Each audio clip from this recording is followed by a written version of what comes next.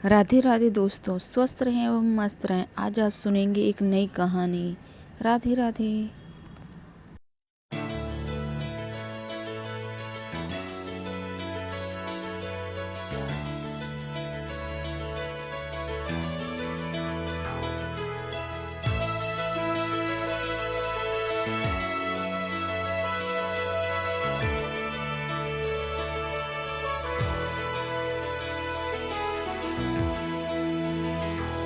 एक लड़की थी जो कृष्ण जी की अनन्य भक्त थी। बचपन से ही कृष्ण भगवान का भजन करती थी, भक्ति करते करते बड़ी हो गई। भगवान की कृपा से उसका विवाह श्री धाम वृंदावन में किसी अच्छे घर में हो गया। विवाह होकर पहली बार वृंदावन आई, पर नई दुल्हन होने की वजह से वह कहीं जा न सकी और मायके चली गई। और वह दिन भी आया जब उसका पति उसे लेने उसके मायके आया। अपने पति के साथ फिर वृंदावन पहुंच गई। पहुंचते पहुंचते उसे शाम हो गई। पति वृंदावन में यमुना किनारे रुककर कहने लगा, देखो शाम का समय है, मैं यमुना जी में स्नान करके अभी आता हूँ। तुम इस पेड़ के नीचे बैठ जाओ और सामान की देखरेख करना, मैं थोड़े ही समय में आ जाऊंगा।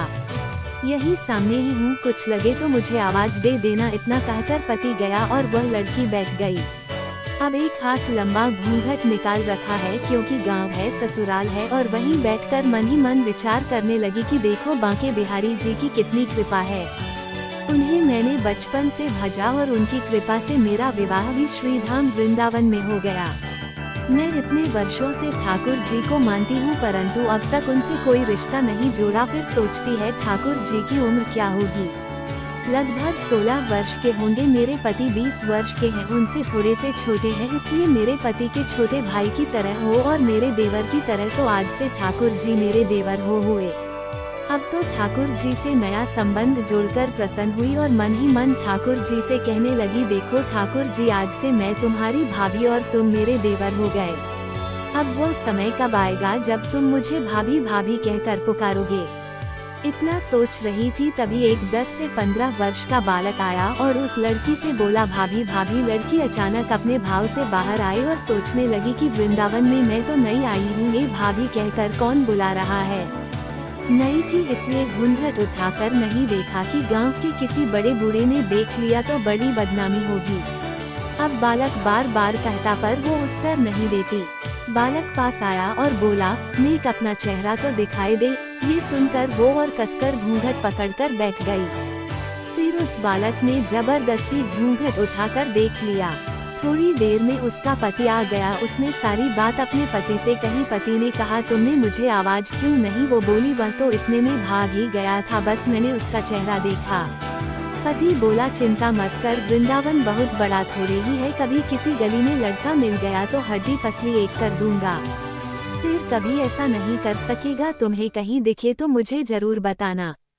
फिर कुछ दिन बाद उसकी सास ने अपने बेटे से कहा, बेटा देख, तेरा विवाह हो गया है, बहू मायके से भी आ गई है, तुम दोनों बांके बिहारी जी के दर्शन के लिए अभी तक नहीं गए हो, कल जाकर बहू को दर्शन करा कर ले आना।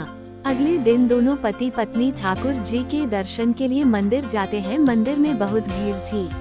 लड़का कहने लगा, तुम स्त्रियों के साथ आगे जाकर दर्शन करो, मैं अभी आता हूँ। अब वह आगे गई पर घूंघट नहीं उठाती। उसे डर लगता कोई बड़ा बूढ़ा देखेगा तो कहेगा, नई बहू घूंघट के बिना घूम रही है। बहुत देर हो गई। पीछे से पति ने आकर कहा, अरे बावली बिहारी जी सामने है, घूंघट काहे ना खोले। घूंघट नहीं खोलेगी तो दर्शन कैसे करेगी।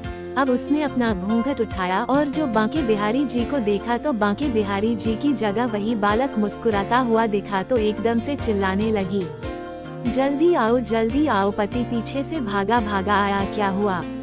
उस दिन जो मुझे भाभी भाभी कहकर भागा था वो मिल गया। कहाँ है, अभी उसे देखता हूँ। ठाकुर जी को इशारा करके बोली, यह रहा, आपके सामने ही तो है। उसके पति ने जो देखा वह अवाक रह गया और वहीं मंदिर में अपनी पत्नी के चरणों गिर गया और बोला, तुम धन्य हो, वास्तव में तुम्हारे हृदय में सच्चा ठाकुर जी के प्रति प्रेम है। मैं इतने वर्षों से वृंदावन में हूँ, मुझे आज तक उनके दर्शन नहीं हुए और तेरा भाव इतना है कि बिहारी जी ने तुझे दर्शन दे दिया।